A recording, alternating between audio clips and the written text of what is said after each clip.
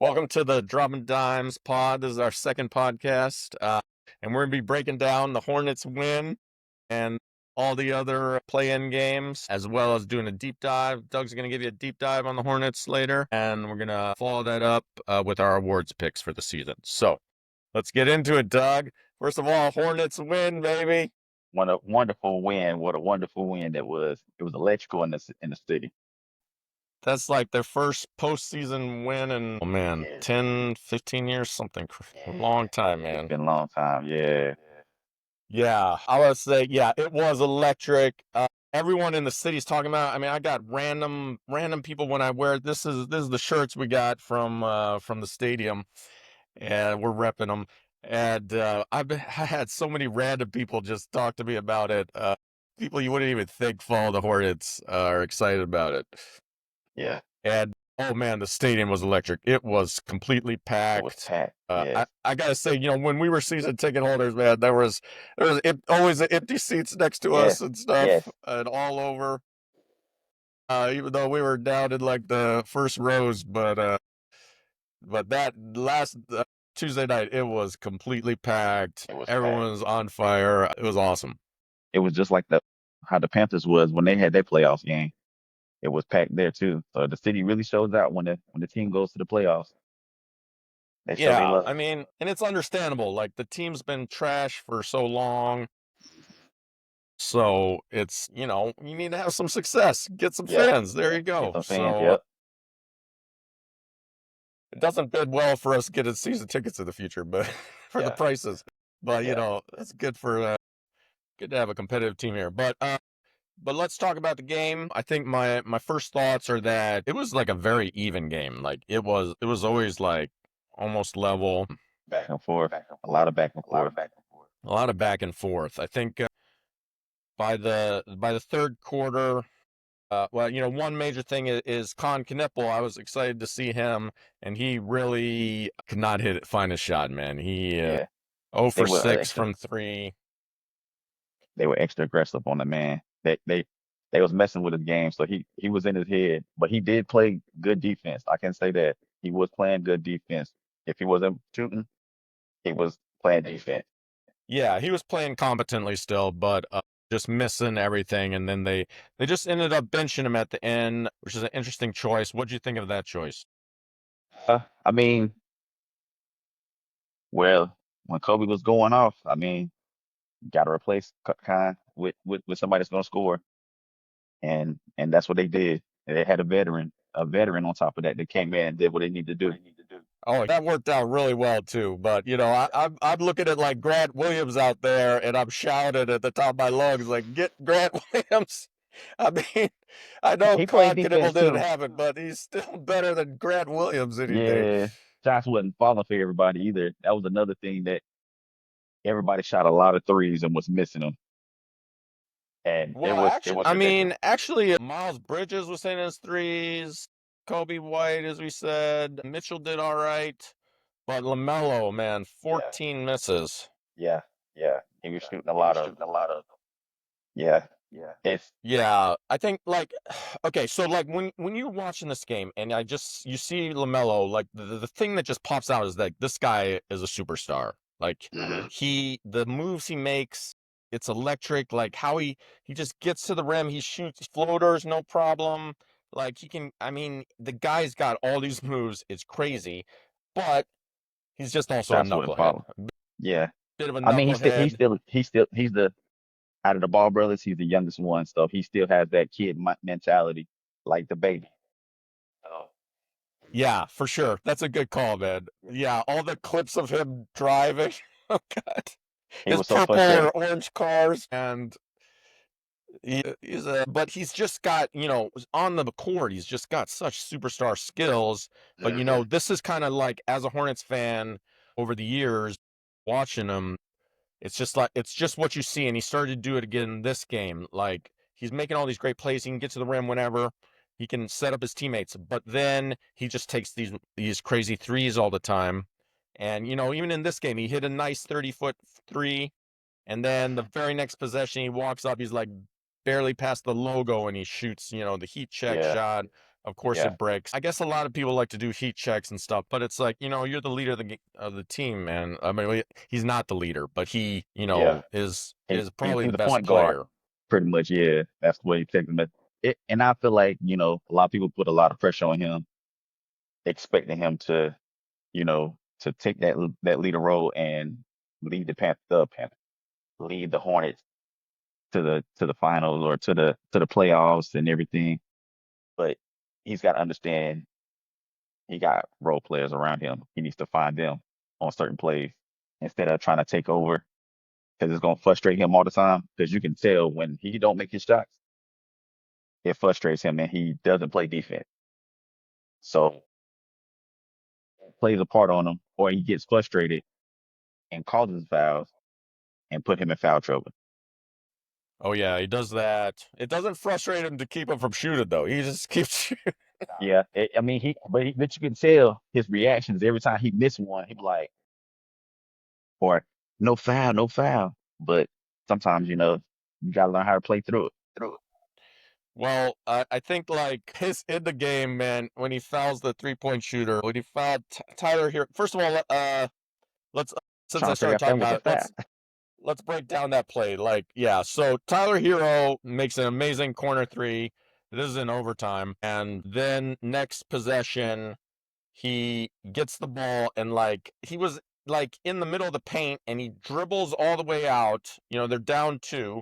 He dribbles all the way out to the 3-point line, I guess, to get the lead, and takes the shot. And Lamelo, and they call a foul on Lamelo. Now, first of all, I watched. I went back and watched it on the TV, and I didn't see a foul, man. I didn't I didn't actually either. see a That's why touch. I said I don't think nobody touched him, but he missed it anyway. But that's why they gave him the foul. I Yeah, mean, I but didn't he understand. must There was a couple of have fouls they missed out. hit him right because they didn't challenge it. I don't think they had any challenge to do. Did they not? Did they challenge previously in the game? Because I didn't. I don't think they did, but I maybe they don't I did. don't think they did, or maybe they just did. They were They just did like, have a timeout left. yeah, they did have a I'm timeout. thinking he They must probably, have hit him because otherwise they would have challenged, right?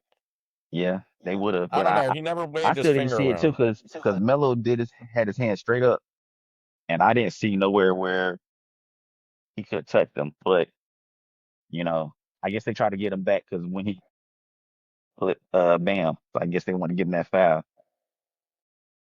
I think the refs totally missed that one, man. I think the They refs missed a lot of maybe they were fouls. being told at the time, but I mean, in the stadium, we I had no idea. I don't know if you did. I had no idea he caused the injury. Oh yeah, All right, well, do we let's talk about the injury later. I mean, the game was just crazy. Like Brandon Mitchell hit a huge shot, that man was just huge out of three, nowhere. and he's stoic. After he hits that shot, he's just like Yeah, completely stoic, yeah, and he's just all business, man. yeah. But He's a defensive that player was though. great defensive play. Yeah, he's just a great at everything. I love Brandon Yeah, Miller. yeah. So he helped hit that huge three, and then of course the Kobe White three, That man with was about amazing. 10 seconds left That to was send it amazing. to tie the game up. That was sick. And they had Grant Williams. This is good. Grant Williams in the game shooting threes. I'm just yelling like, He usually makes them. Like he averaged at least two or three, and like usually makes two of them out of all of them because he's usually by himself.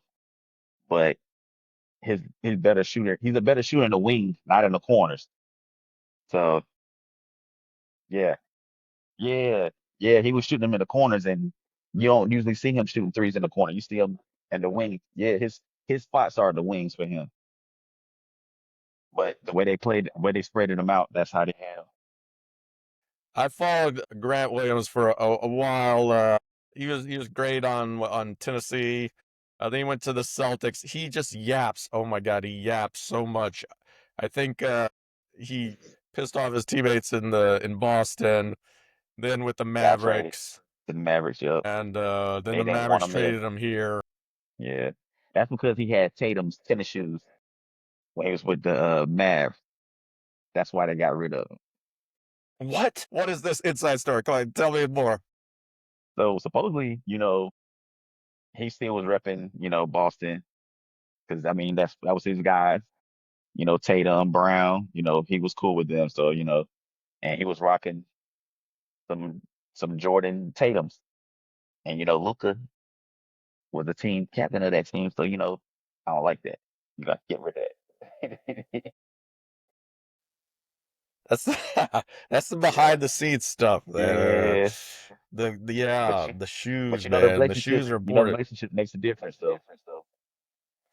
I think it's also because he couldn't hit the broadside of the barn from three, so Luke could be passing him and not getting those assists. Yeah, So he didn't fit their system well. yeah, I don't think the threes have improved that much.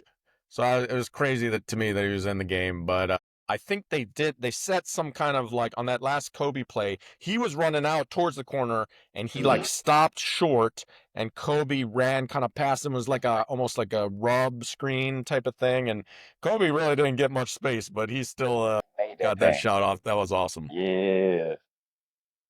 And then on the next play, Tyler Hero, they throw the ball way to him in the backcourt, and he just takes like a lazy three. I thought that was a terrible play, but yeah, he had Yeah. Brandon Miller on him, and maybe he was worried Yeah. about that. But Made him work all they for it. needed was 2 points, you know. Yeah. But that they always want to be special with the threes. Like, I don't know. Get the easy two and let's get it over with. But they didn't do it with us. I'm glad they didn't do it to us, so we good. But then he was a bit of a hero at the end of overtime. They were down five, the Heat, and he hit a big three. Then he got fouled. He hit all three free throws. We were all yelling at the top of our lungs, and he still hit all three. That was super clutch to get that 1 point lead. And then Lamelo got the ball, drives past Jaquez and scores. Almost made you think that he fouled Hero just so he could be the hero at the end. Yeah. I can say my boy Miles did get that last block at the end too. We Oh, needed that's that. right, man. That was We needed awesome. that. Yeah, Davion Mitchell just ran down the whole court, and that was big. I think Brandon Miller might have got the block if Miles did it too. They were both Yeah. there. Yeah, they both were there. Yeah. They was ready to give that game. They wasn't trying to give that game up. Not at home. They protect the high for real. Check the hive. Well, anyway, that was sweet. I watched a little bit on TV, the broadcast afterwards. There's just some great stuff on Prime of Udonis Haslem, former Heat player He who's was still upset. big in the organization. He was like practically crying, man. He looked like he was crying. He had Blake these made it teary worse. eyes. The He was guys were like, making fun of him. he was picking on him. He was like, they lost. Yeah, They yeah. lost. They lost. That was funny. He took it well though. I like those guys. I don't know what you think, but Oh I yeah. think I Prime's mean, doing a great job with their halftime show. yeah, they got a good cast. They got a good cast. It's all power forwards too. It's funny. So just some other notes from the game, like first of all, Norm Powell. What the hell, man? He had like 9 points or something. He didn't He do didn't do much at nothing. all. Yeah, I mean, he this didn't do guy nothing was at an all. all-star this Yeah, year. he was hooping. But that's why I'm surprised too that he didn't do nothing. He didn't do nothing at all in the game. Just too injured or something. Like I don't know. I guess mm, can't even say because when he did get the ball, I thought he was going to do something, but he didn't do too much. He wasn't aggressive. Definitely wasn't aggressive because I definitely was on that. I was like, oh wow, Powell's not. And that's when I seen that he was playing. I was like, we really gonna have to work for it. But once we they didn't even once play him very much. they didn't. I guess his injuries just must be too much. I don't, It's got to be something because they brought the whole house, so they had everybody playing. All I can say is Ware was surprising me too. He was shooting those threes. Ware did well. Yeah, he hit a couple threes. He had 17 rebounds. five blocks. Yeah, He was huge in that third quarter. That third quarter, we were just giving up like a lot of fast break points. You were talking in your preview about where the Hornets are going to run, run, run, and I mean the Heat wasn't can able run, to. run, run too. Yeah, but they did. But Charlotte did play a lot of defense better though, because that was one thing that I noticed. because the crowd got hyped when they was playing defense and stopping them, making them run the clock down and making questionable shots and everything. So they were doing good on defense. It just Well, not they and wasn't for a scoring on part of offense. the third, they were getting killed. Yeah, yeah. And In then the beginning, we put in adult 2 point guards. So we had Kobe White and LaMelo and Ball, Melo. Yep. and Kobe hit a bunch of big threes, and that lineup, that double point guard lineup, really helped bring us back Yeah. into the Yeah, game. it did. It did. Now they Melo failed and broke lost the somebody's ball. ankles, man. Yeah, he did. He definitely did. He made a Can't couple of people remember. I work. think. Oh, speaking of falling, how about that cat Larson? Man, he spends more time on his back than a sex worker. He was falling all over the place, man. He Oh my wasn't playing good gosh. defense. He couldn't play no defense. He reminded me of Embiid. Oh my god, he drew a lot of fouls on our players too, all his Yeah, flopping yeah. and falling on the Some of them they ground. wasn't calling, but he was extra aggressive, and I didn't understand why they didn't call some of those fouls. But that's how they got us. And then Miller got in foul trouble too. So that was another thing that got everybody out of the game. But we play Orlando next. So like I said, we're gonna send both of those Florida teams back home.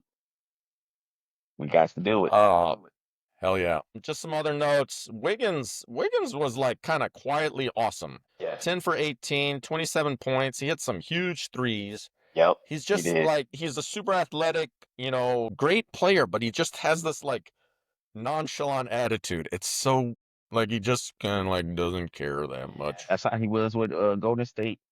He played his role and Yeah. did what he did. I feel kind of bad for the guy. He's like he's so talented, but it seems like he maybe just doesn't even like basketball that much. It didn't work with him. Yeah. I think he'll probably go to another team because they're gonna break that team down. Miami's gonna trade. They're gonna try to find a way to get something better for the team. I'm gonna try and get Giannis then, sure. Yeah, I heard that too. But I I don't mean, think it's gonna Wiggins be a was important. He yeah. was guarding Brandon Miller. He was He was efficient. guarding everybody. He was guarding everybody too. He was on The Miles a one couple other of note times. is just Musa. Just do you remember Musa had this like shot put shot? It was so ugly. Which quarter was that? I think it was that in the Uh, third quarter. Was that one of the yeah, it shots in the might have third been. quarter? Yeah, I remember that one. I was surprised when it went in though. It bounced at the rim like 3 times and somehow still went in. Yeah. That's one of the good All shots right. though. Do you have any other thoughts on this game? Out of that game, I say the crowd helped out a lot. That was a big factor in the game. The players they had a reason to play because they had the city on their back, so they made sure they did not fail. Kobe played his game, showed out for the city, showed out for North Carolina because that's where he's from. And then on top of that, Miles, he's been with the team for a long time. I think he was there when they had the first play in. We did. So he knew this one meant something to him. So he played his game and he was very, very, very aggressive. And he made sure he made noise. Shout out to my left hand man. We're gonna see you do it again tonight, man. Make sure you do it again. Yeah, Miles was awesome. He hit 5 for 10 on his threes.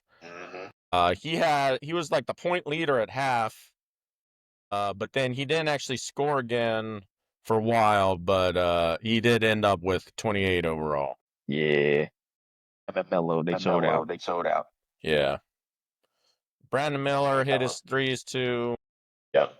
He was great. I just need Melo And to have Kobe at least White was 15. was a little hero. The Yeah. team really shot well from three, except for Knipple and Mello, the And two, Melo. Yeah.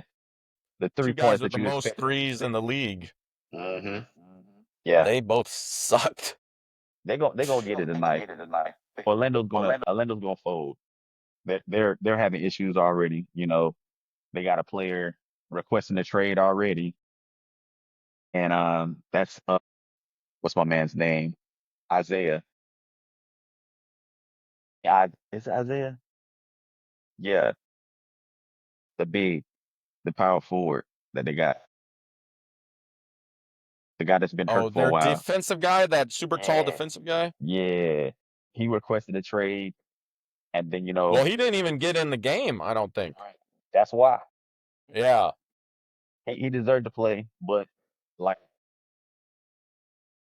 Orlando's having a hard time. The coach is on the hot seat too. So once they lose to the Hornets, they will be firing him, and they're gonna be looking for a new coach. But you know, Powell, Powell, what's his name? What's my guy name that played for Duke? Yeah, Girl, Paolo Banchero, yeah. Paolo. Yeah, yeah.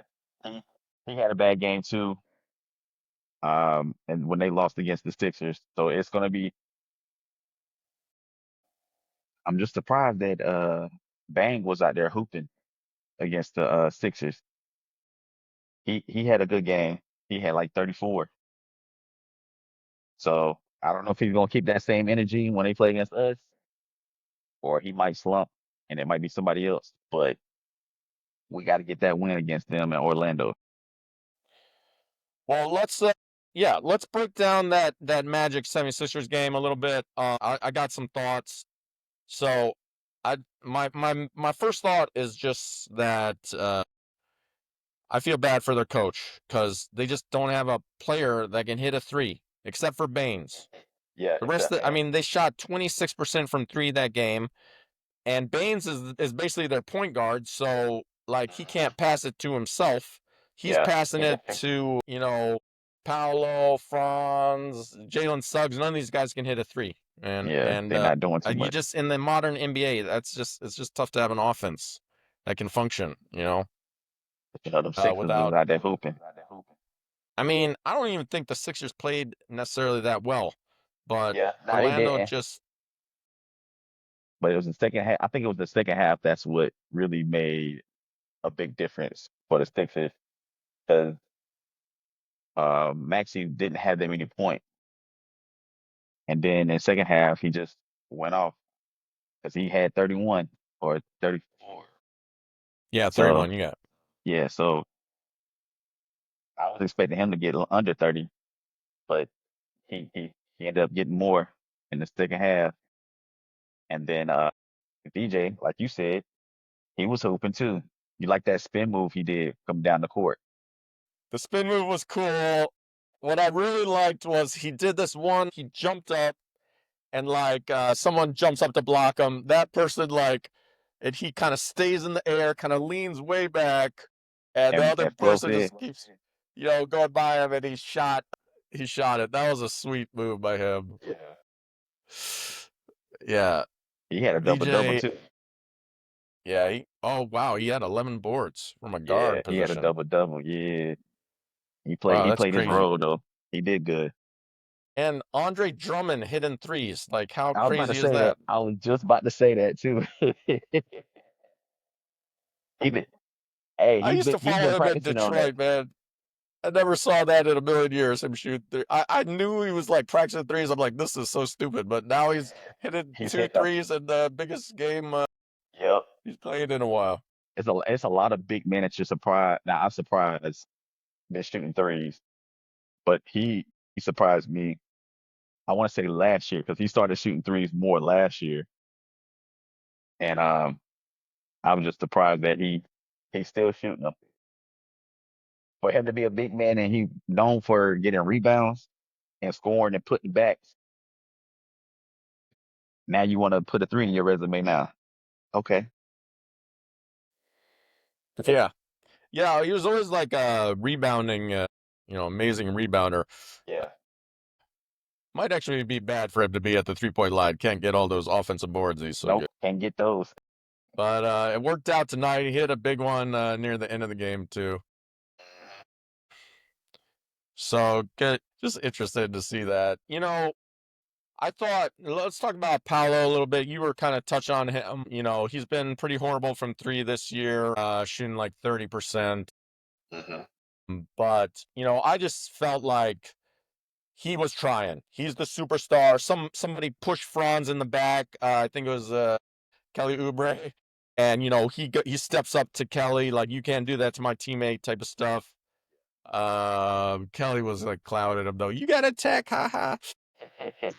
But my main point is like Paolo's trying, man. To Yeah, me, he's the heart and soul of that team. There's a lot of people like trying to trade him off of the Magic, and I'm like, what are you thinking? Like he's their best player, and maybe get rid of Franz, who also can't hit a three and he doesn't take it to the team yeah. like Paolo tries to. And it could be the coach, you know. It could be the coach making the decisions on certain plays that's not good for him. But they probably do need a new coach. They probably do need a new Yeah, coach to work with him. maybe I think like that they play hard on defense, and to me like a coach getting a team to play hard on defense, that's more than you can ask for in a lot of Yeah, ways. And like I said, the team just can't hit a three, and there's not a lot the coach can do about that. One thing maybe he could do that was kind of weird is like I was surprised Anthony Black's not playing more in the first team. yeah, I think Anthony he's got a lot more offense, I would say, than yeah, Jalen Suggs.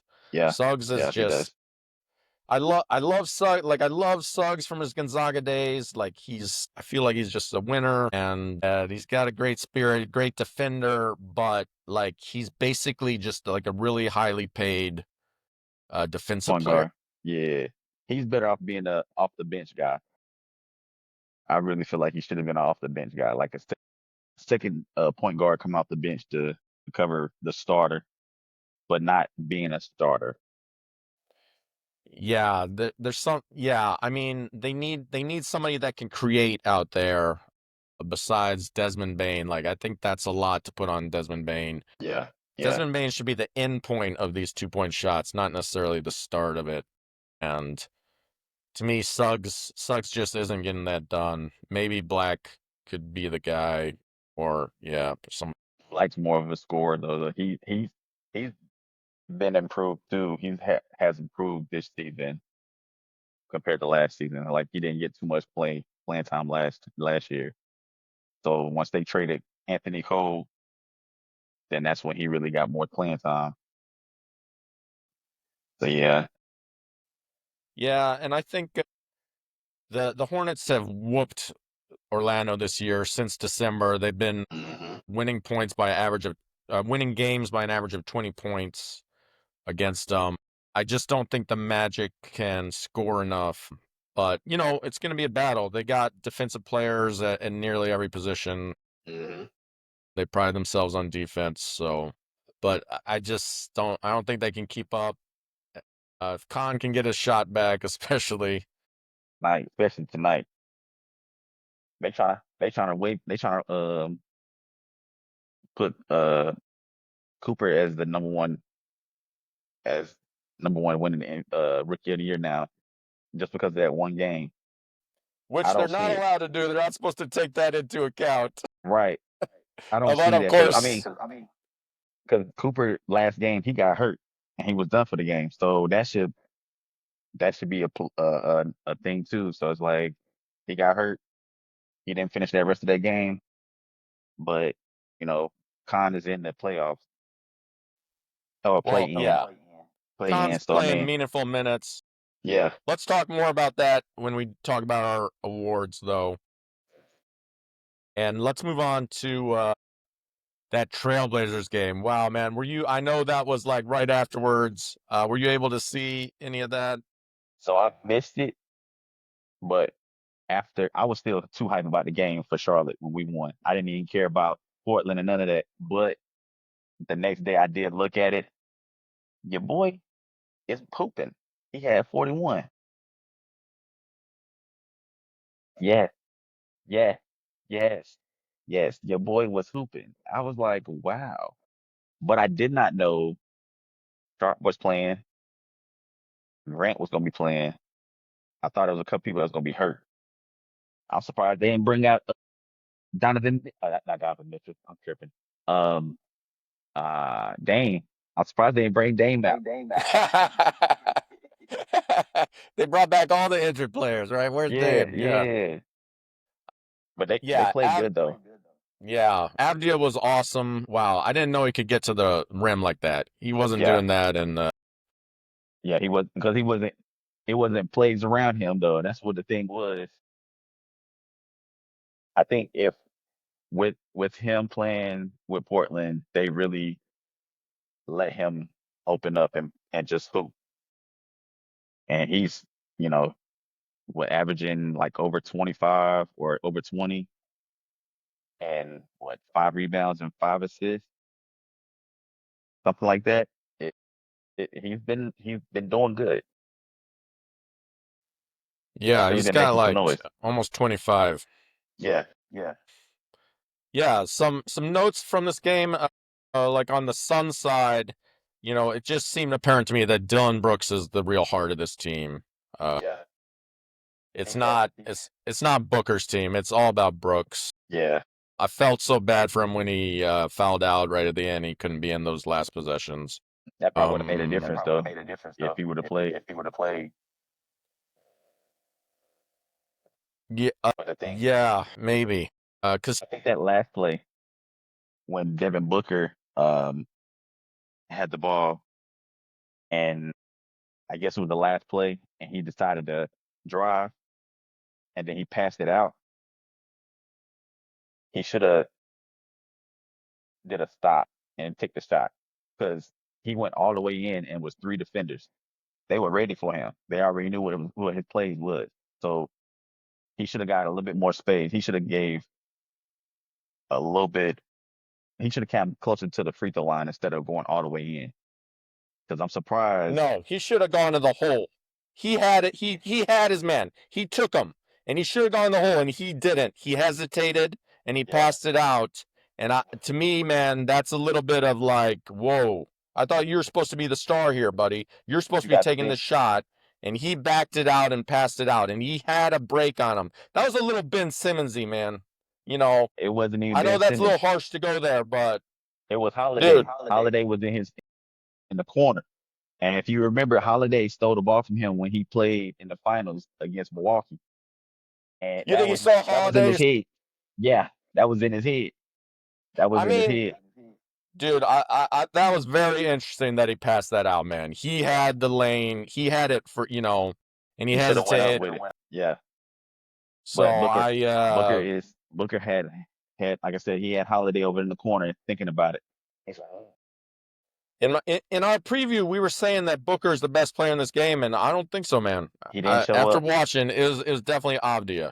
Yeah, it definitely was. We It's was wrong on definitely that one. Avdia, and then to me, Dylan Brooks is the heart of that team. I know he's not the best player, Yeah, but him that man. that I was don't it I was don't all I don't effort. buy any of this. He made the right play stuff. Sure, I know Jalen Green was open, but you got to take that shot, Booker. Yeah, He did yeah, it have that definitely lane was. for a split second. Yeah, if he would have went. He got to learn how to put his body on the man, and so he can go ahead and go closer. But yeah, So, man, that was a super exciting game too. Not quite, that was surprising. didn't go to overtime like our Hornets Yeah, game, but but it was surprising. that was surprising. There was some little bit of fishy reffing at the end. It seemed like they were a little bit on Phoenix's side, but they did finally call a foul on one of Avdia's drives right near the end. Right, right. Phoenix just played without a big man. Their biggest guy was like a power forward, Iguodaro, for long stretches. Man, it was I mean they've got the Malawach that they drafted from Duke at the Yeah, 10 spot. He didn't he see a hadn't been single playing at minute, all. Yeah, they really haven't been playing him at all. and Avdia kept driving in and driving in. I gotta think like if they had a big man, they had Malawach down there or Williams from the Yeah, Hornets. yeah. Maybe those guys swat some of those shots. So I thought that was maybe a A poor dumb choice play. there. Yeah, but they don't have no choice but to do it next game. Yeah, I think the right team won. Jeremy Grant, one of those guys who'd missed so many games, he came in, he hit Hmm. two huge threes at the Yep, end. yep, he did. I mean, Portland was basically out of it. It was like a 7, 8 point lead or something right at the end for the Suns, and those two big threes and Avdia hit in a drive or two. They closed it right at the end. Super exciting game. I'm excited to watch Portland again. We can At talk a number little seven bit. seed. Yeah, I don't, I don't think they're gonna do much against the Spurs, but It's gonna I'm be a good excited. I series. think that I'm impressed by that team. I think they're starting to build it like pretty well, Mhm. and all around the Avdia as like a superstar, and then just all the Wizards fans are banging their head against the wall. Like, Yeah. how'd you let him go? All right, and then that last one of the last games we haven't talked about, that Warriors game Wednesday night. Kawhi got Well, I locked got up by locked up by Draymond Green. Draymond Green. That's the story, man. Yeah. I mean, Draymond, wow. All those steals at the end. The guy got injured. He got like an old man injury Yeah. with his knee, and Yeah. he still went back in and made two more steals. Yeah. Kawhi only had 2 points in the fourth quarter. And I mean, and before that, Kawhi was a machine, man. He was just, Yeah. he was doing his flat Doing shot, this flat. Yeah. just get into the rim, But he it just wasn't kind it of, wasn't good enough. he just looks like a robot out there. He just hits Yeah. it, but he also a little bit disappeared in that fourth quarter. And, I mean, big props to Draymond, but I wonder if that's a little bit of the Kawhi mentality. I don't know. What do you think about that? You think it's all Draymond? Maybe it might be all Draymond, but I feel like, you know, I'm not going to bash Draymond. He does play good defense. He's getting old though, but he's still locking players down. But, Kawhi probably, it just he had a bad game. He was 8 for 17, 1 for 3. And Kawhi just Kawhi. You can't tell by his actions or his demeanor how he feels about certain things. So it's like it's just very questionable about this guy. So Yeah. And I just want my superstar to take over in that fourth quarter, yeah, yeah, and Draymond just kept picking his pocket over and over again. And then I want the team to figure this out, and let's pass help it to out. Matherin. Maybe Matherin Yeah, should be making these. Matherin was awesome. He was 5 for 6 from three. Maybe he should be making some of these shots. I mean, it's not like a lot of great defenders on that Warriors team outside of they outside of really did. Draymond. And then Garland had 21. He was 8 for 15. I mean, we wasn't thinking he was gonna do it. Yeah, we weren't thinking he was gonna do it. I really feel like Collins really should have been in a little bit more too. But the real story is Jeff Curry. He was he was out there making magic like always. Yeah, man, that guy is 7 for incredible. 12 for 3. 12 for 3. And just balling. So, Yeah, and then we are Porzingis blessed surprises. just to be able to watch him, man. Yeah, I just want him to come to Charlotte. I just want him to come to Charlotte. I mean, yeah, why not, right? Just want him to come to Charlotte, man. Just let us just get that last farewell tour in Charlotte and let him win another ring in Charlotte. His dad still lives here. If he came here, Hornets could have the top three 3-point shooters in the league, Exactly. all on one team. Exactly. We would have Exactly. We would everybody have everybody scared to scared play against to us. play against us. Another thing was Porzingis, man. That guy Yeah, was awesome. he was Wow. playing. I was He surprised. made a I thought he would have got putback hurt. dunk on a free throw from beyond the 3-point line. He was sitting beyond the 3-point line. He came in and made the I putback dunk. missed that. I missed Yeah. that. He That man. wasn't standing right next to the rim. He came all the He way just came all the way from 3-point line. Oh my goodness. He wanted to be like Jordan. Yeah, man. And he's hitting threes too. He Yeah. has the weirdest like 3-point one leg shot. Yeah. Yeah. It's like he just pushing it in there, just like dropping it in. It gets to the rim really fast. But it worked. Yeah, he was 3 for 6 from the 3-point line. So he was doing his little part. Yeah. And th- There was a lot of moving screens in this game. The refs need to really clean that up. Yeah, it's I don't know. I don't understand the moving screens where you're supposed to stand there and make the person run into you, not you moving over to get them to Yeah, get the block or whatnot. that's illegal. Yeah, There was one where a guy just kept walking towards somebody and pushing him out of the way. I'm like, this is yes, a moving that's not. screen. Like, Yeah, that's a come on. moving screen. That's a Yeah, bus screen. it was no, he was facing him. I'm like, what? Yeah. No, I'm Okay. saying that's what I'm saying. You know how bus come head on, like Oh, a like a bus bus. screen. Yeah, yeah, Yeah, like a bus screen. Oh, okay. I like that. Collins, he's just too small, man. He's just a tweener. He's not a great rebounder. He's not a great 3-point shooter. I don't know if there's a place for him in this league. What do you think on John You said Collins? Collins, John Collins. I mean, he might need to go to Washington and go play with Trey. He'll find him. Oh God, yeah, probably. He made him look good when he was with when they were together. So I mean, He can dunk. I mean, yeah, amazing dunker, but I don't know. As a power forward, he doesn't hit those threes very great, and he doesn't yeah. get I mean, rebounds. he's still working on that. So I mean, his game was more of an inside guy.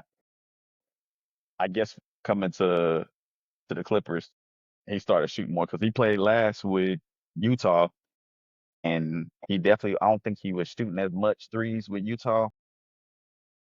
You know, Utah was Utah. You go to Utah to just do whatever.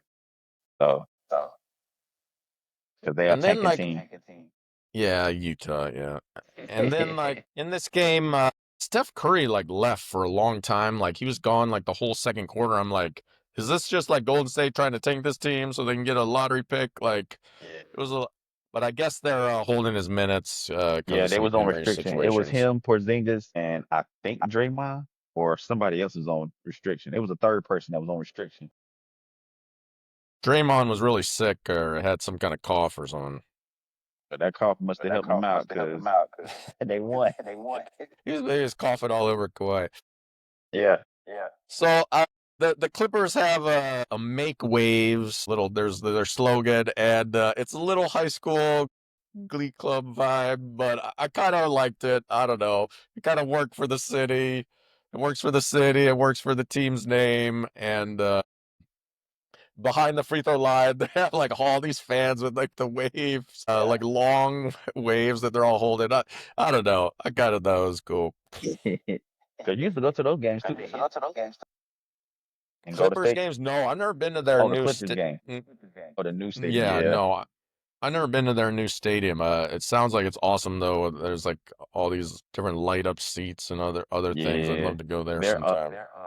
their ends, the basketball ends. That's where the interesting spots are because the way they built it, it looks weird for opponents when they shooting free throws. It's the way they got it set up. It's interesting. Yeah, I gotta check that out. Some other notes. Curry with like 5 minutes left was trying to get a foul, and he was pissed off because they didn't give him a shooting foul when he took a three.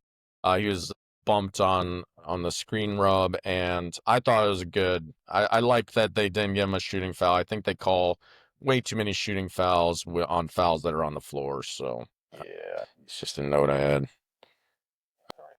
The Warriors were double teaming Kawhi a lot too. It wasn't all Draymond. And and that's when you got to kick it out to a Matherin or Garland and have someone else take advantage of those But you know, doubles. But Kawhi probably instead, trying to the get a Warriors were game. getting a lot of steals off of those. Yeah.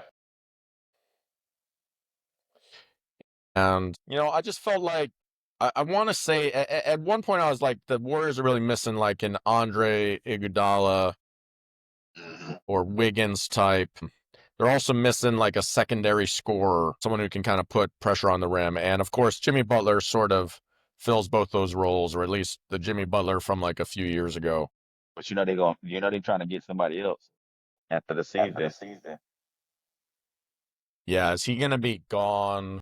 Is he'll be back next season though, right? My Jimmy. Yeah, yeah, yeah. But I'm saying after the season, they want to get somebody else, and that Yeah, person he's is. old. They probably should get somebody else. Nah, He's they just they gonna trying get to get injured another old again. man. They trying to get Oh, they another are. old man on their team. They try to get LeBron James. That'd be interesting. But LeBron doesn't play that defense though. Like, not yeah, not Butler. 24/7 at least. Yeah, but if you get LeBron on that team, it will make a difference because he will be scoring, and it won't be just on Curry. But I think they could work together just because of the Olympics team. LeBron will be looking for Curry. They He did will look look good on. on that Olympics team. Yeah, they That did. was special. Yeah. So I can see LeBron either going there or either going back to Cleveland. Uh, so if he want to win, he'll probably go to Golden State though, and Golden State will try to do anything to get LeBron to play with them. Do you think LeBron will sign for like the minimum? He need to. I mean, to save some money for the team. Yeah, he got a whole bunch of sponsors and everything. So like, He's never done any kind of discounts though, but no, maybe he at this hasn't, point in his career. unless he's trying to get his son over there with him too. Yeah, I was just my thoughts went to that too. Like, you get his son signed for 5 million, and he'll take 1 million. They probably have to trade for him though. They probably have to trade for Bronny because I think he on a 3 year deal. So I think Oh, this might have really? been his I second. think they'll be happy to just be like, Yeah, yeah. Let me you take a take him. second round pick for him. We'll take him. So I we'll think, see how that season goes. yeah, I think the Lakers could probably be okay losing LeBron, um, And Bronny.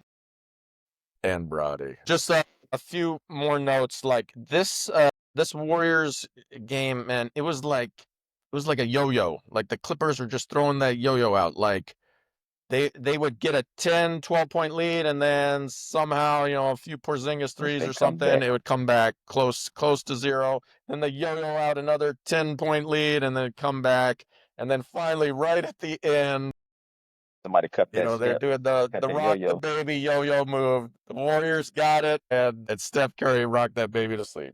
Yeah, he definitely did. It was so funny when he shot that last three. He was in the stands. Everybody was cheering, of course, because he made it. But he was talking to the fans about something. Did I make it? Did I make it? Dapped him up, and then started Is that hollering. what he was saying? Yeah, yeah, I was wondering if the fan was like talking shit to him or something, because he did stay there like a while. yeah. He was talking to him, and the fan dapped him up. The fan dapped him up. See, everybody loves this guy so much, even in like the opponent's stadium, they're still rooting for him. You got no choice but to respect Curry, man. Like he's the golden child. All right, I think we covered all the play-in games. Was there any we missed? No. Nah, we there's only four. We got them all. All right, so now I just wanted to give you a chance to talk about the Hornets. The Hornets are like a real sensation this year, just with all their points they score. They're like number one in offensive efficiency since January 1st. And, they're a league pass darling. We both live in Charlotte. And I'd like to give you the floor, Doug, to just talk about the team this year, their progression, and what you see from them. All right. Well, first I want to say Coach Lee is doing a wonderful job with the team. I mean, you got to give that man credit. He could have gotten, you know, Coach of the Year if they would have played a little bit, if they would have won a little bit more game.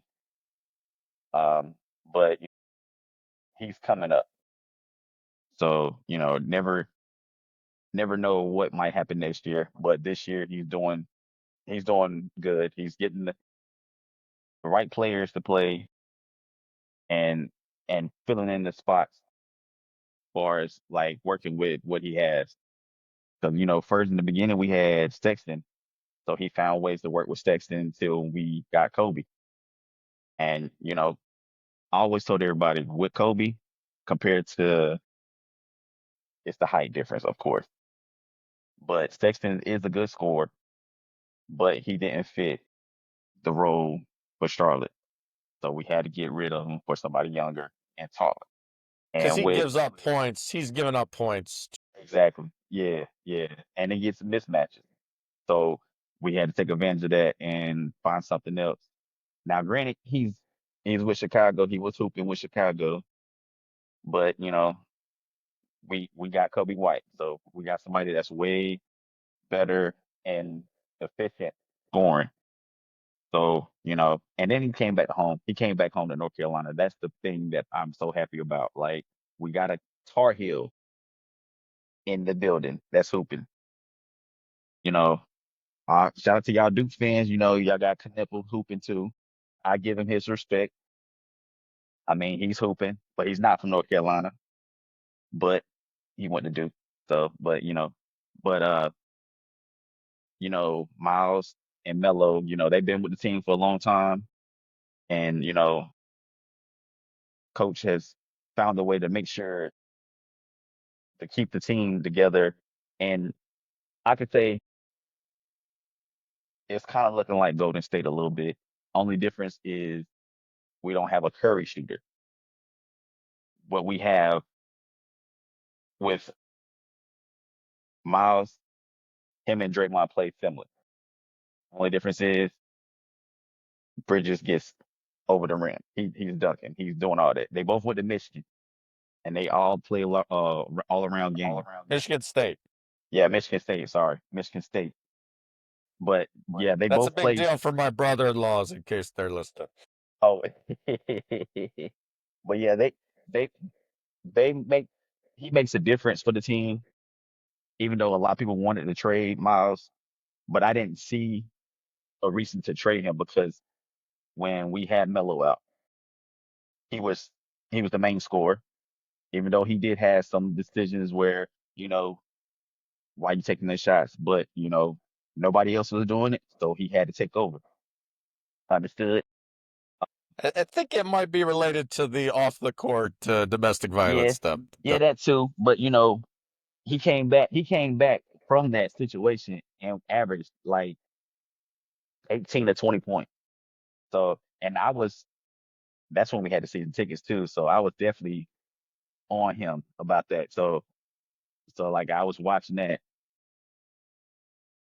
nipple.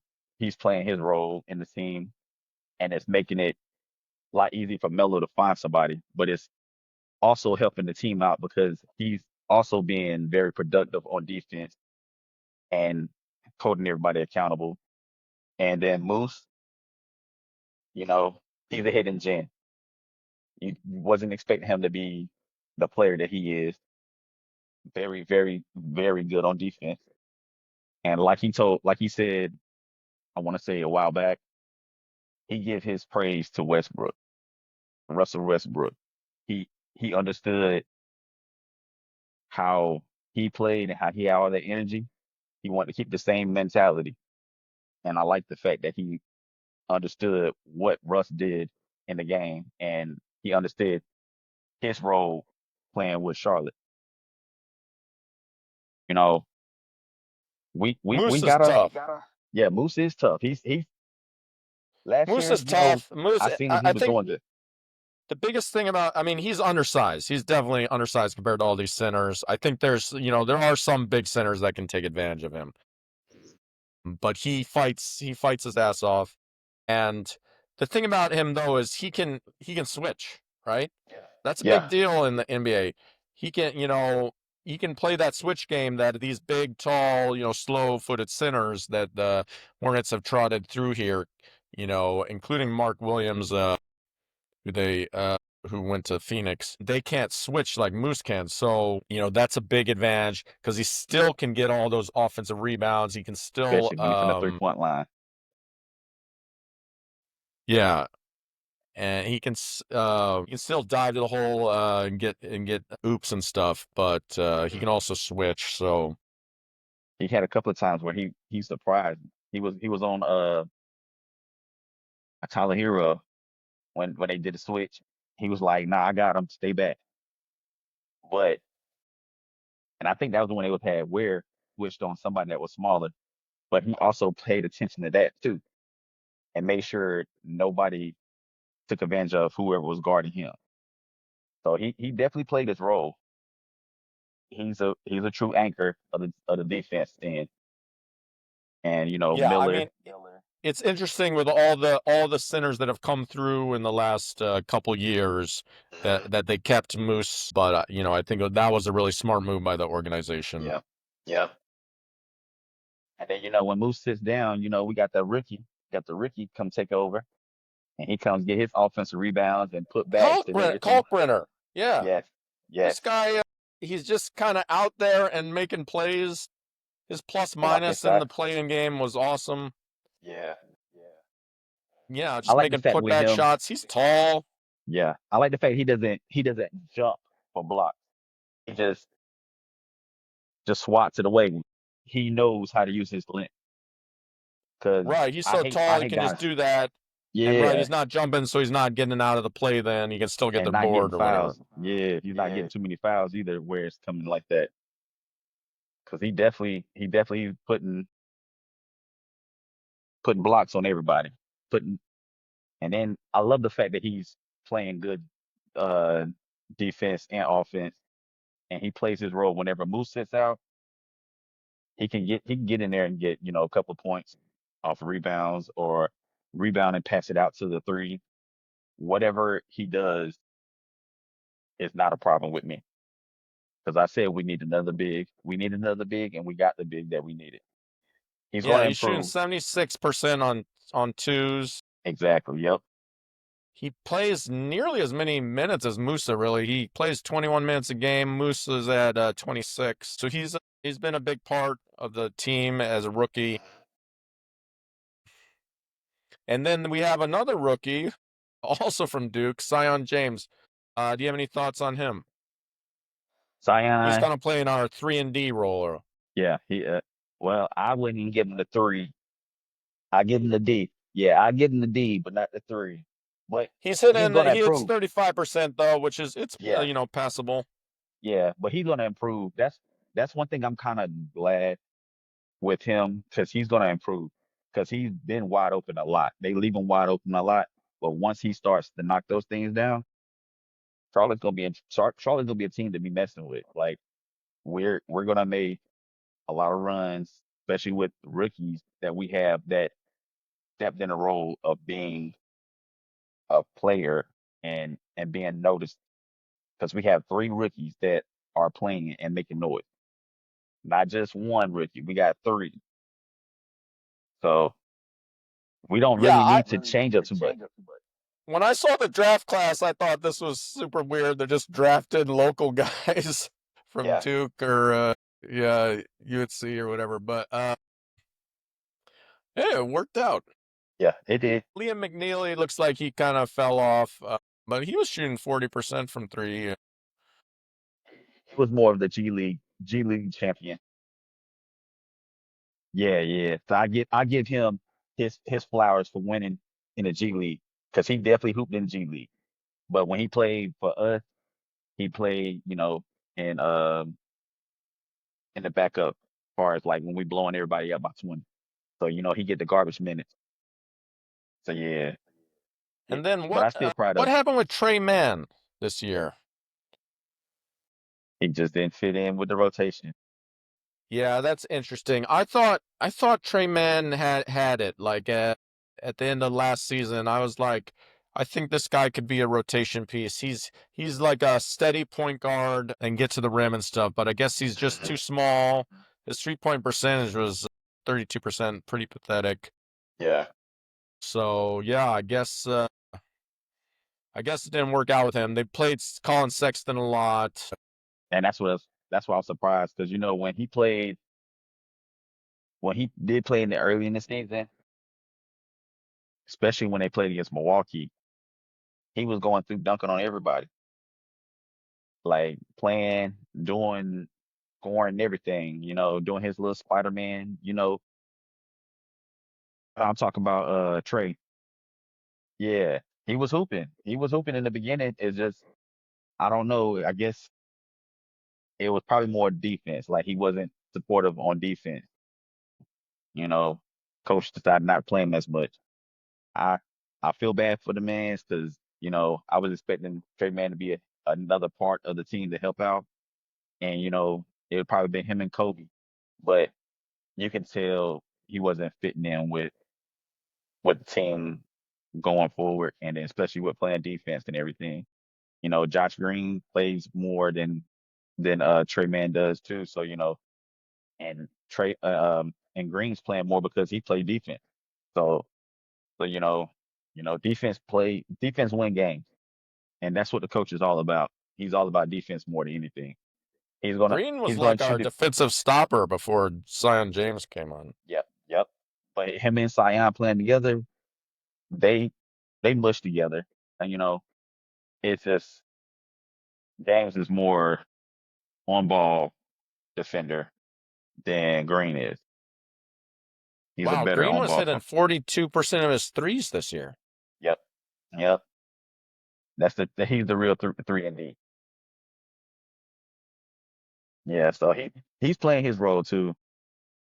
I'm kind of glad he's stepping up in it because I thought he was going to be a little bit more get more productive coming to Charlotte when they traded for him because I think we traded for him and Grant. I think in the trade for from Dallas because he came from Dallas too.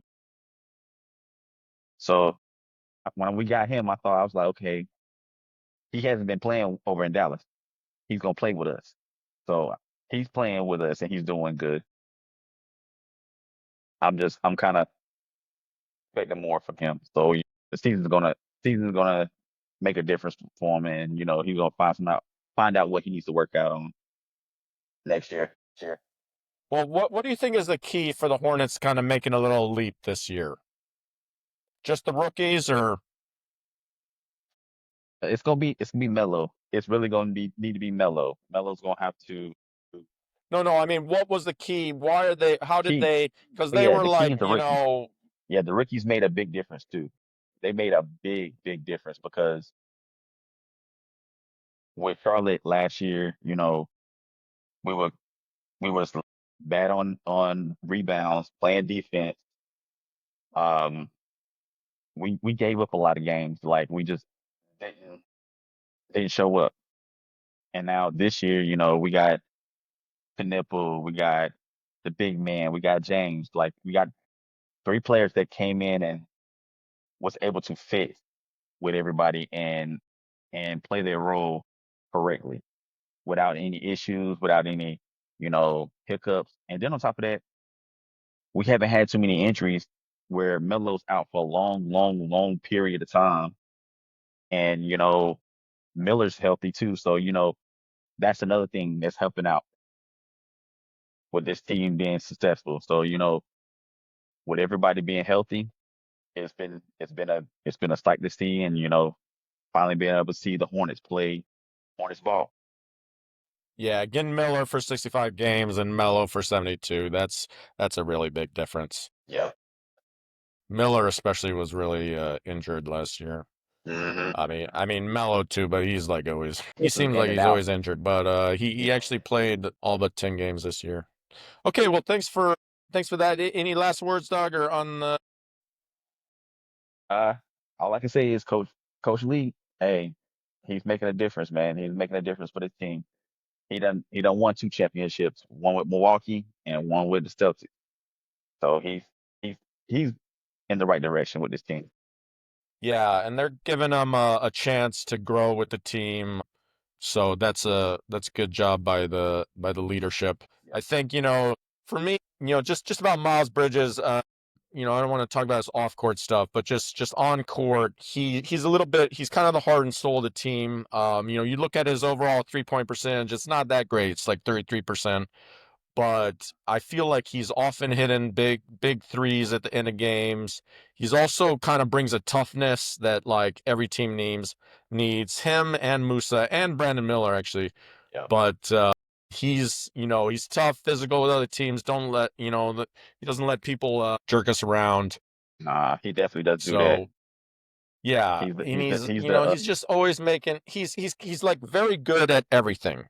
I would yeah, say he's not yeah. one of these top like he's not a top player. Like Paolo Banchero can outplay him and stuff, but he's very good at everything, and he's great to me. He's great at toughness, and that's a I, thing every team needs. And you know, despite his off court stuff, I root for him. I think people deserve a second chance. So, I'm gonna keep rooting for him, left-handed at all.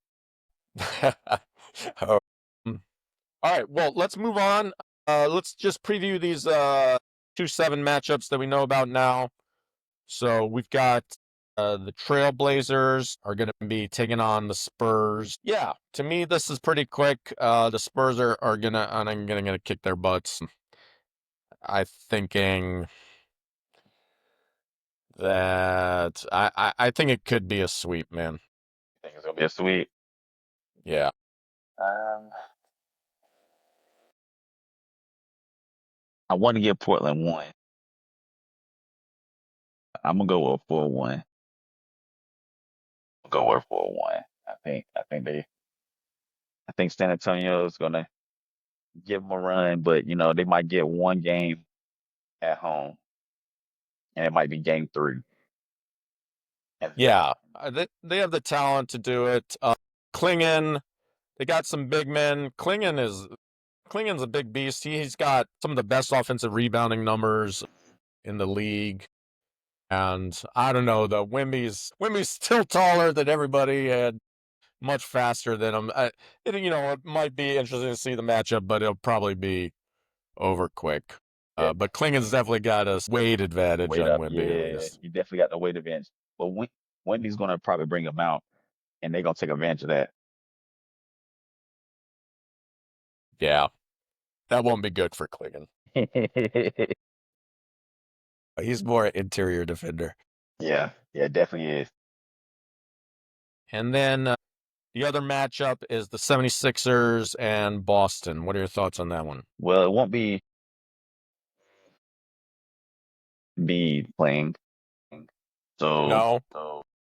Is he yeah, he's out? Oh, really? yeah. They He's out said that, that long? I think he won't be playing at all in the series. So I'm thinking the Celtics might get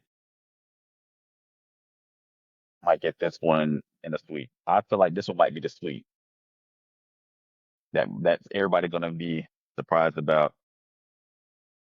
And I mean, Maxey gonna get his points,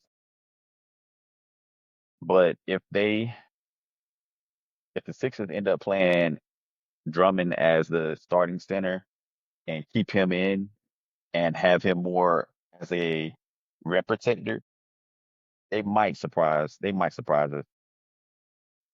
It's really gonna fall on Maxey and the rookie. I'm not even gonna put Paul George in this. Yeah, man, that's harsh. I'm not even gonna put Paul George in it because he's gonna have to guard Tatum or either Brown. He's gonna have no choice but to guard one of those two, and they're gonna cook They're him. gonna need him to guard those two, and they're gonna Yeah, need him to do a good job. yeah, but he's gonna get cooked. I You feel might it. be I right feel it. about that. I want to give him a little bit of credit. I'm not as high on Boston as, the rest of the world. So I think the 76ers can take a couple games from him. Okay, so They 4-2. got, yeah, maybe like a 4-2. Maxi is super efficient, super fast. Boston, I think, struggles with fast point guards. They don't really have a guy to guard those players. So They lost Holiday, so they ain't got nobody else but White. yeah, yeah, White. That's true. White's pretty good. But if they had White and Holiday, they both play defense, so it would have worked out. But they got rid of him and everything. Cause don't the Celtics got the big man from the Bulls? What's his name? He played for Orlando. He was hurt. He had surgery on his finger or something. God, Boost is just Yeah. What about Vucevic? if he's playing, they still probably he'll probably make a difference for them because he does rebound well, but he also does shoot. So that's going to be a key play in the team. if he plays. I think he's a net negative, man.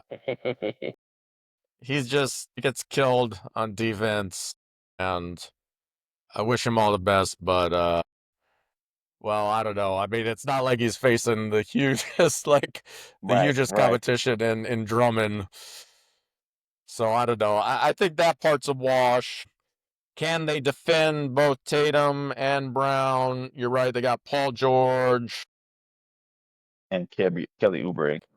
They got Oubre, my boy Oubre. So they can give them a little bit of fits. I think it's going to be a closer series. 76ers got once this year at least. That was the beginning. Yeah, that was the first game, and that's when Maxie and VJ, what? Yeah, they had like 60 something points together. Yeah, that's what I'm saying. Those guys can score. I think they can score on them. So, I mean, I think Boston's, ultimately going to win, but Yeah. But they had Holiday too at that time too. So yeah, we're gonna see. We're definitely gonna see. We're definitely gonna see. yeah. Okay, so let's talk about our awards picks. All right. So we found out that Luca and Cade Cunningham both got exceptions, so they're both eligible.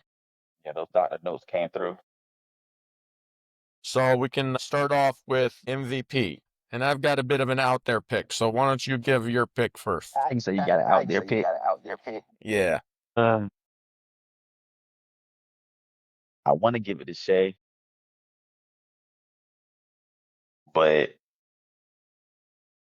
I'm gonna give it to the Joker. Oh, wow. Look at you. I'm gonna give it to the How Joker come? because I mean he went he went in and get close to a triple double, about the average a triple double. And he's been Dude, he doing it. definitely had a triple double. He's way beyond close. He had 13 boards and almost 11 assists per game. Yeah. So Westbrook won it with He that. led the league in rebounds and assists. First So time yeah, ever. he deserved it. He deserved it. But they might give it to Shay, but Joker deserves it though. Because wait a minute, did he miss? How many games did he miss? He's at the 65. Jokic made it just right at 65. Yeah. Okay, so yeah, he deserves it. Yeah, he deserves it. So I feel like it's gonna be Joker. And that'll be his fourth one. Man, 4 for him. Okay. So I just think 4 is too many. You said I think it's too many. I mean, dude, you got to win a few more championships, buddy. Like, Yeah, yeah. we're really making you a 4-time MVP. I mean, But it's the regular season. that's true. Statistically, he's been incredible. Like I said, first player to be tops in rebounds and assists. Uh, that's wow. But I'm gonna go. I'm gonna go fanboy on this pick, man, and I'm gonna pick Luka Doncic. I knew it. Since he got since the All right, so Dr. No don't went through. everyone turn off the podcast at once. Look, I just think what Luka's done with this Lakers team is it's incredible. This Lakers team is not good. They just really don't have very many good players. Austin Reeves is their second best player with Luka. It doesn't make sense. They signed DeAndre Ayton, who is just one of the biggest losers in the league, and that's supposed to be Luka's partner for For pick and live. rolls and stuff. Yeah. Like you got LeBron, who's just he's 41 years old. He's like got to be a tough guy to play with because he basically can't hit threes anymore. He's LeBron. I'm sorry, everyone, but LeBron is like scared. He's scared to shoot twos. Like you can watch him. There's multiple times this year he comes up. He's got a wide open 10-foot shot, and he passes it up over and over again. It's like a little bit of Ben Simmons vibes, man. I mean, he'll still shoot a three, but I mean, he's shooting like 30% from three. It'd be tough to play with this guy because he's obviously he's one of the greatest players ever. Yeah. But He's in his closing moments, and and Luka's managed to do it. And now they've made LeBron into like a alley-oop dunker, like from the dunker spot, and it's working. And it all just drives from Luka, man. Like this guy, he's got the high 40% usage rate. Their whole offense drives from him. The Lakers would have been third place if Luka didn't get injured right at the end. They would have, the team just dived down. They lost like every game except against Utah after Luka went out. They would have gotten that third place and still almost did if Wemby had played over Jokic's Yeah. team. And the Joker in Denver, they suffered some big injuries this year. But, they were a championship team. They still have a lot of that core. They even got some of that championship core back. With Brown. Yeah, with Brown coming back. So, they're kind of a well-oiled machine. Whereas Luka's coming into this team that they signed like Jake LaRavia. That was their big offseason signing, man. Or DeAndre Ayton. I mean, these are like bottom of the league type players that, and Luka is still manages to get this team to almost a third place record. So, and I know like the Joker statistics are incredible, but Luka's scoring 6 points more per game than him, man. 6 points. And like that 6 points, is a lot in the end. And the Joker's obviously more efficient, but Luka's true shooting is like 613. That's like Steph Curry levels. That's like really great. And just on so much volume. So I think it's time for Luka to get an MVP. And obviously people are gonna say SGA, SGA. Luka scores more than SGA, but my main here's my rant against SGA. I think SGA cheats. I think he cheats near every other play. He's pushing He people studied the off. King James Harden. What's that? He studied the James Harden getting free throws. Listen, James Harden would just run into guys and knock his head back, and he got that Yeah. big beard, so it looks like he's getting like destroyed, whatever. He just like James Harden, smart guy, he played it all, and James Harden would get those free throws, and foul hunting. He is foul hunter number one. But you know what? James Harden would get those on the Olympic stage too. Those Olympic refs would also give him all those calls. So that's not just NBA. Whereas SGA, I don't know, man. I don't know if his pushing off of people would fly in international. Like, I don't think it should fly.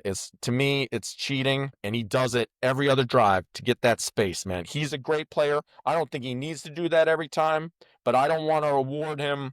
I don't want to On reward every him. move, on every move that you see on the Every time. Yeah. move, man. Yeah. I'm not. He also does the foul banging stuff where like there's 10,000 videos on the web of him like, look, he does a big face and Yeah. like oh my god, like he's doing all that fake flopping and stuff as well. But it's the push-offs, man.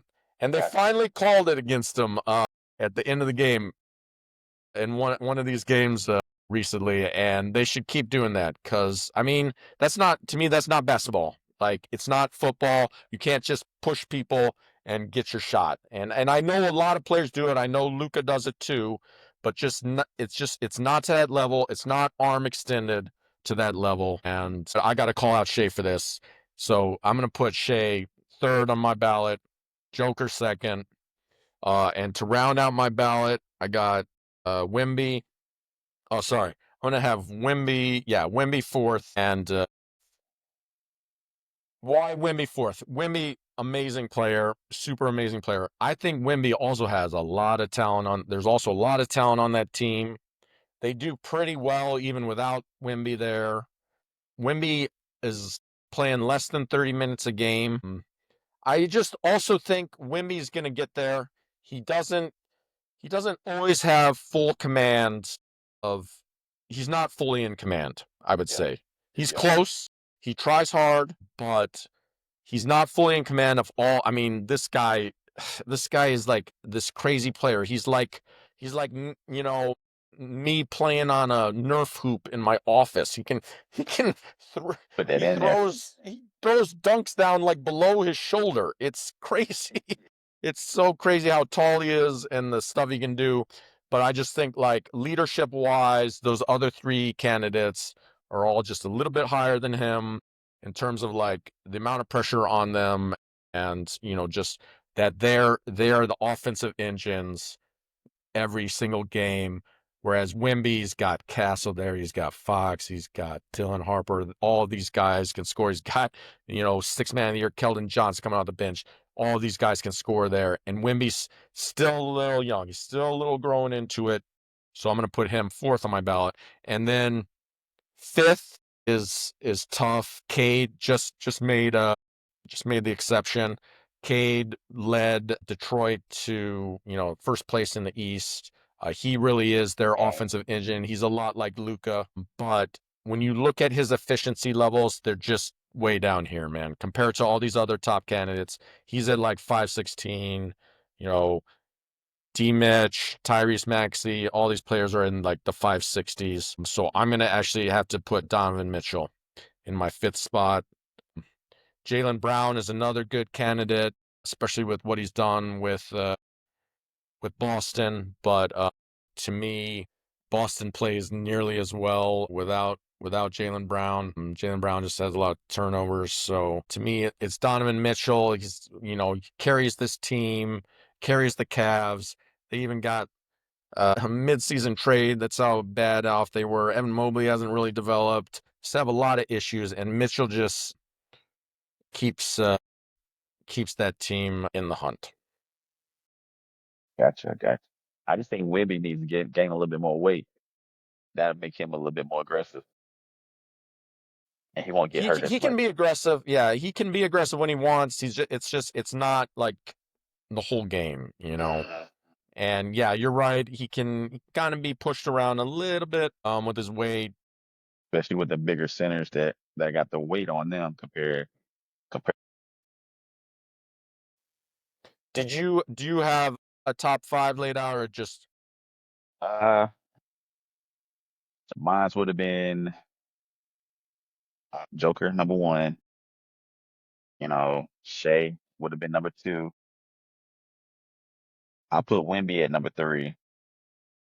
Well, no, let me take that back. Luca number three.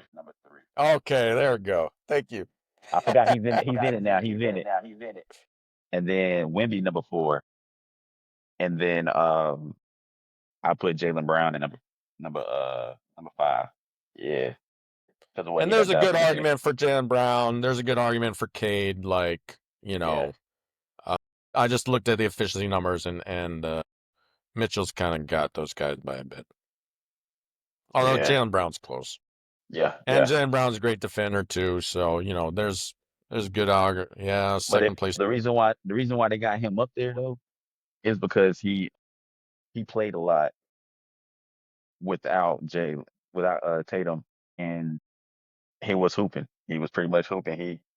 He averaged over like 25 in most of the games and everything. He had a couple of double games. He had a couple of 40-point games, 30-point games. He did a lot of. Yeah, he's been their superstar. That is their constant. I love the way he's always trying to get to the rim. So he's definitely got a good case. Mhm. All right, let's move on to defensive player of the year. Who you got? I think this one's pretty simple. Yeah, Wemby. Yeah, yeah.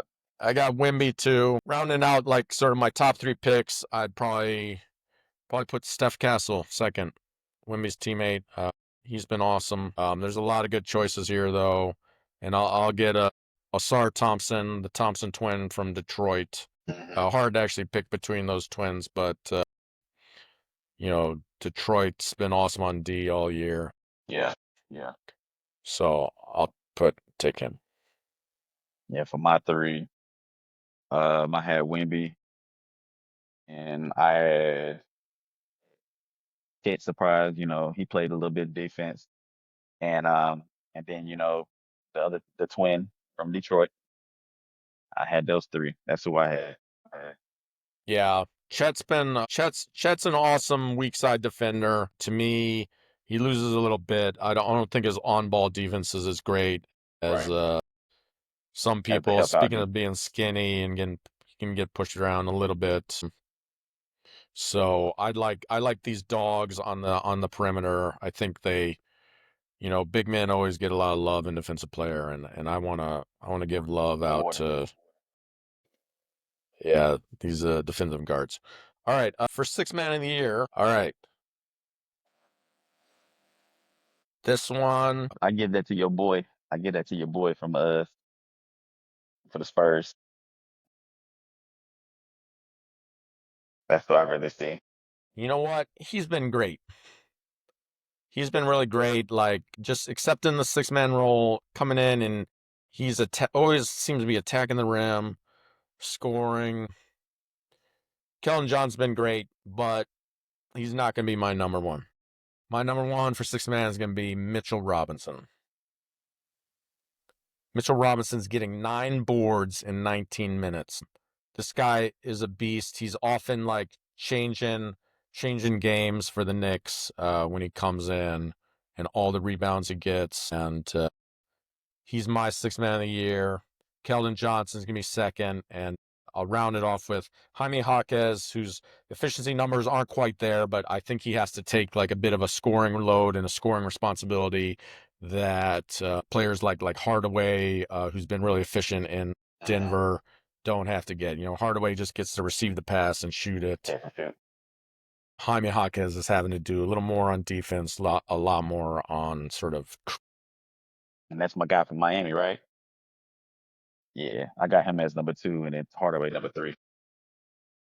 All right, most improved. All right. I gotta admit, this one I'm changing after watching the play-ins. Since I don't have a real vote, I can do that. So, I'm assuming you putting Kobe as your number one. oh, I'm not.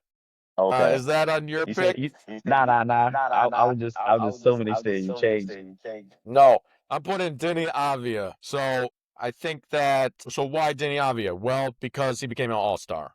And I know like actually some of his numbers are slightly down. So you're saying, well, how has he improved? He's shooting his 3-point shooting is worse, but wow, he has just become like the engine of a team, driving to the hole. Impressive, to just go from kind of that role player level to all star. I think that deserves a most improved. I'm also going to put Jalen Duren in there because he is same thing. He was he was good. He was good and all, but He's having a early in double his double career, this he had year. some issues with rebounds. He's gotten rid of all those, and now he's a legit scorer, legit offensive weapon, and he really held that team together. I mean, they played some pretty good teams while Cade was out, and they Sure. won a He lot of played. those games. And Jalen Duren is their second star and first time All Star. My rules with most improve is I don't like picking second year players because I expect them to improve. So both these guys are well beyond second year players. And so is this guy, though. He's just third year. Colin Gillespie. He was like practically out of the league, kind of discarded by Denver, I believe, and then he became like a starter for Phoenix, and defensive player, and I'm improved by I'm impressed by his motor and just what he did to kind of claim that role there. I got you. Got you. All right. Who you Well, got? so for mine, I'll go with Alexander Walker from Atlanta. Oh yeah, he's a He popular definitely, choice. yeah, he definitely has made a big jump from playing with Myth. I can't talk. Playing with the Timberwolves. Timberwolves. Yeah, he was only averaging like 9 or 8 points with them, Yeah. and then go to Atlanta and just average over 20. So I mean, that's a big change.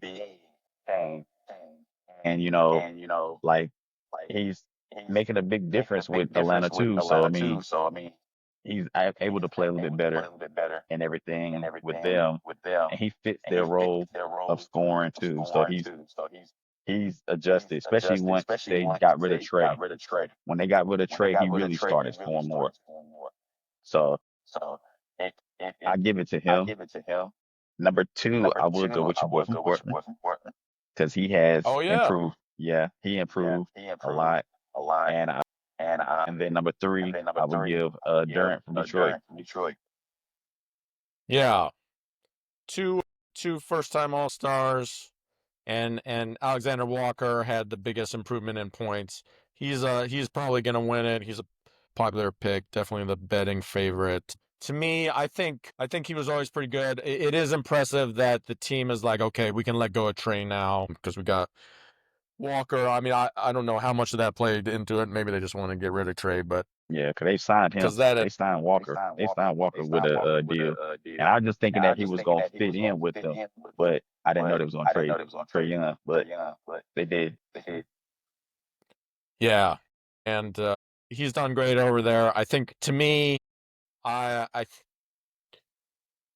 I think he was always pretty good, and he's getting a bit more minutes now. He didn't quite. To me, I didn't pick him because he didn't make the All Star team like my other picks did. Yeah. So I wanted to give Abdi and Durant some love. Gotcha. All right, now clutch player of the year. This is basically a go look at the stats, but there's still some variance in the stats to look at. There's a number of clutch points. There's how efficient they are. There's how clutch, whether it's in the last minute or not. And to me, this is where I'm going to give SGA his flowers. This guy is so clutch. I know in general he's doing it by cheating, but whatever. It's he's not getting called for it, so he's phenomenal for that team, and they can really rely on him. Second, I got Jamal Murray. He's been excellent in the clutch this year too, nearly as good as SGA. I think the difference for me is just OKC is winning a lot of those games, and Denver is more like 50-50 in their clutch moments. And Hmm. then lastly, I'm going to put Ant-Man. His free throw shooting in the clutch has actually been pretty poor, but he's hitting 50% from three, so I'm going to give him a little bit of flowers. Who you got? All right. So for my clutch player, I'm going to agree with you on this one. And I'm going to go with Shea. You know, this man that already broke a record of Will Chamberlain with the 20 points. So I mean, that's consistent. Every game's been 20. He's been averaging over 20 points. So I mean, that plays a part in everything with that for the being clutch and helping out wins. All the I heard the statistic. I can't remember exactly what it was, but it was with Shea dropping over 20, the wins are higher. And he hasn't had his losing record wasn't that much. I probably like 5 or 7 that they lost with him over 20, but his his shooting has, been up there. And then for my number two, I'm agree with you on this one too with Jamal Murray.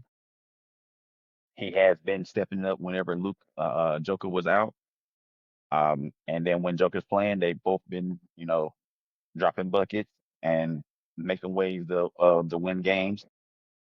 And then my number three, I'm gonna go with the Sixers guard, Max. He definitely has improved and been clutch. I like the way he's been scoring at a consistent rate and knowing when they need to score. Because as a point guard, he knows when it's time to score and when it's time for everybody else to take over. So he's been very consistent with that. Yeah, Maxi's been really clutch too. That's a great pick. All right, for coach of the year, I'll let you lead this one off. So number one, I'm gonna go with Detroit's coach. Getting this team to 60 wins. JB Last year, Bickerstaff. yeah, we last year they didn't have nowhere near 60, nowhere near 50, but this year, been spanking the East, just been up there taking names and just surprising a lot of people. I mean, some of the games you're not expecting them to win, but they're winning them. and they're playing ball as a team.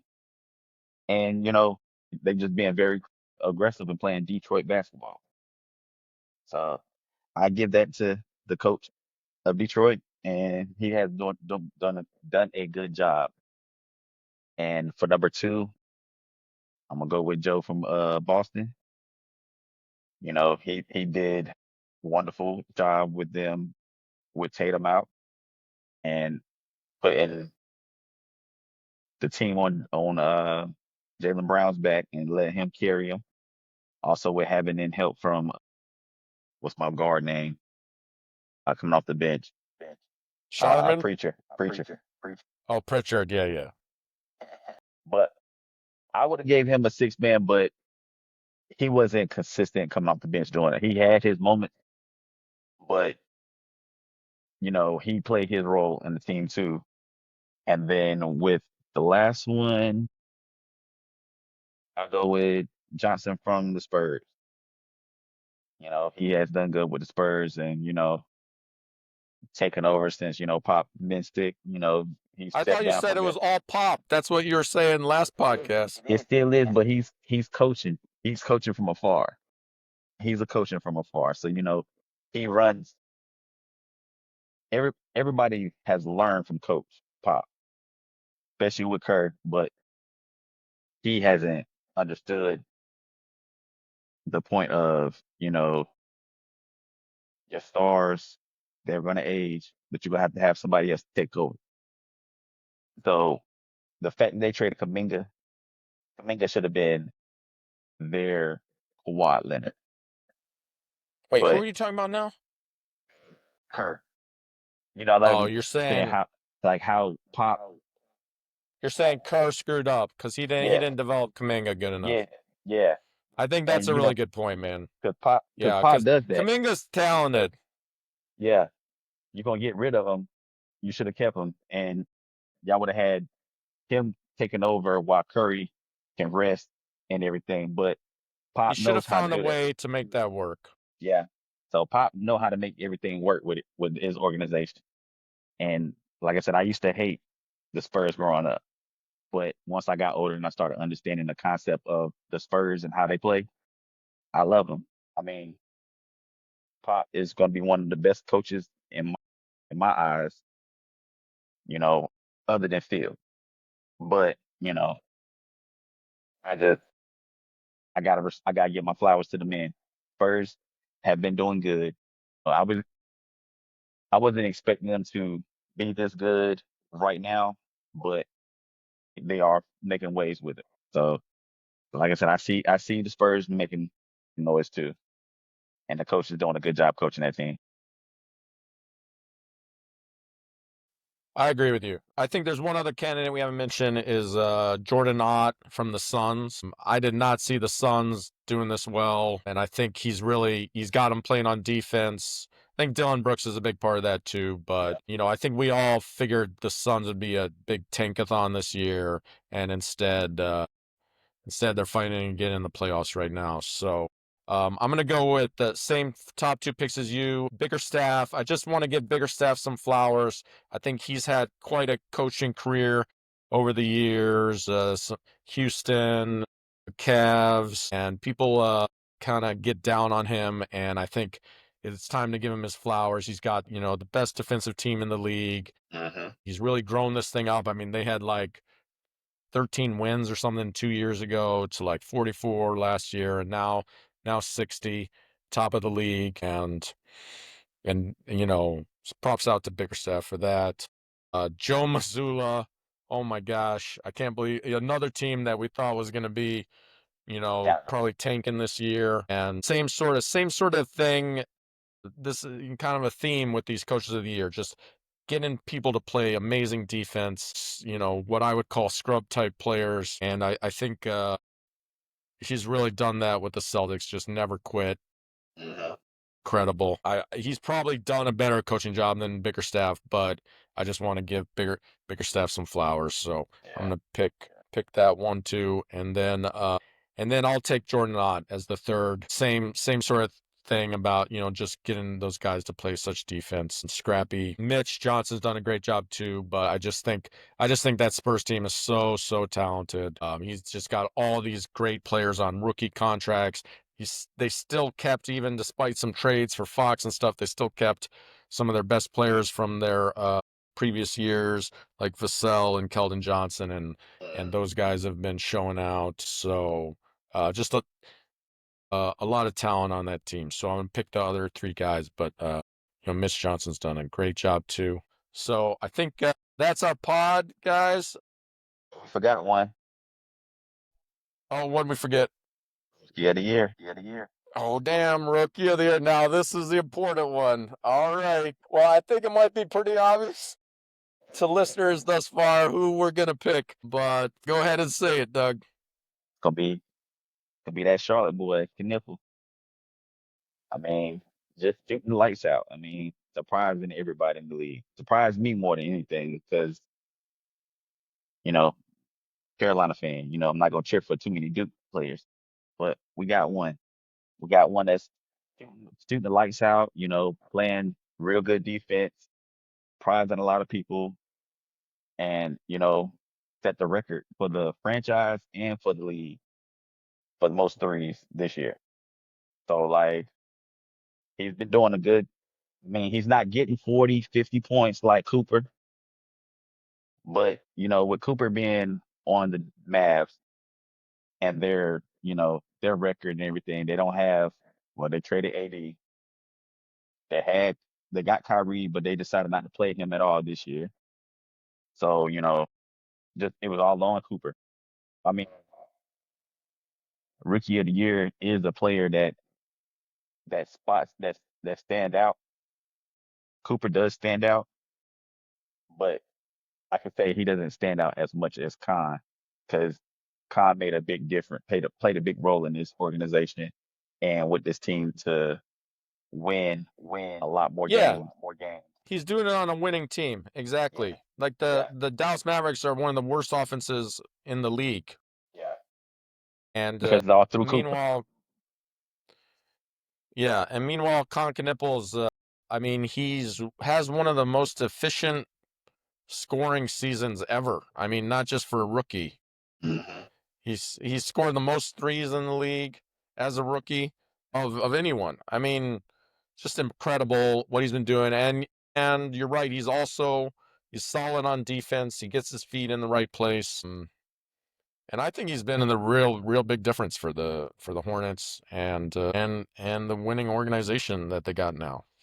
So And a record. It's not a Jordan pick.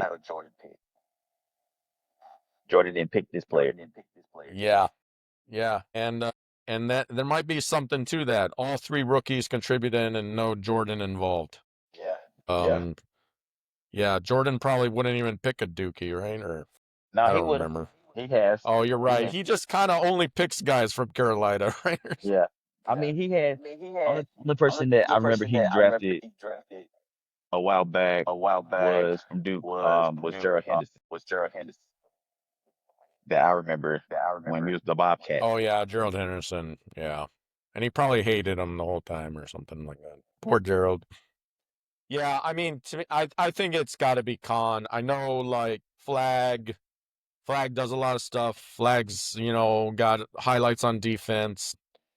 It's kind of weird what they've done with him in Dallas, like making him a point guard, and maybe that was a little too much for him.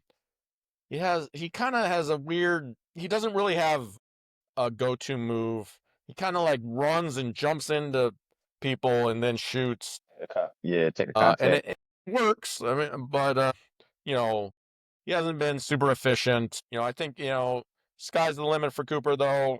He's going to grow and stuff. But this season, you got to give it to Con Knipple, and Yeah. hopefully the voters didn't take it last Tuesday night's game into account, because you're not That supposed that to, shouldn't voters. count. Understand Yeah, that? that's not supposed to count. That's not a regular season. That's a play in. I don't know what that was about. Maybe the lights are too bright for Con or something. But That was too that was big of just a one crowd. game. What'd you say? I said it was too big of a crowd. He wasn't expecting to be that crowded. Yeah, you'd never seen a crowd that big. And then For my third pick, I was gonna go with Edgecombe, but I think uh, I think Dylan Harper should get it. Dylan Harper is just more efficient. If you look at their if you compare them on a per 36-minute level, Dylan Harper he just scores more efficiently. The Edgecombe's got him on threes, but only by 35% to 34. So And, Harper with again, part of a winning organization, and I know he's coming off the bench and Edgecombe's starting. Edgecombe's been awesome, but just I'm gonna give it to Harper by a hair. Harper definitely has been quiet where he's been scoring and been productive, but everybody looks at Castle and Wemby when it comes to that team. So you're not seeing what he does if you're not paying attention. But yeah, he definitely has been doing his thing, and I He agree with you. he has like a great command. Like he's slow already, just as a rookie, and you don't always see this out of rookie point guards. But he just seems to he's able to change speeds, get to the rim. Great. He's great at the rim, both hands, I think, and I've been really impressed by him. I mean, Edgecombe's awesome too, but just not quite at the efficiency levels of Harper. Yep, I agree with that. And a lefty. We got to give props to our lefties here.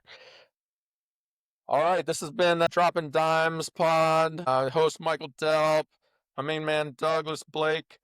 Thanks for tuning in. Please like, subscribe, 5-star. We're gonna keep this thing going, giving you playoff recaps and try and get this going at least twice a week. So please stay Watch those games tuned. tonight, everyone. Oh yeah, root for the Hornets. Let's go Hornets. And I man, guess are we you go rooting Golden for State. the Warriors to get in or Yeah, Phoenix? What are you thinking? I'm rooting for the Warriors. Yeah, yeah, Booker, they need to go yeah. home and chill. They Steph, need to go home. man, Steph is just fun to watch, man. So let's keep him going.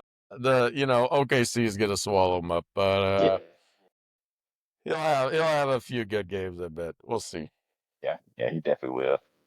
But he's got to win tonight. I think that matchup.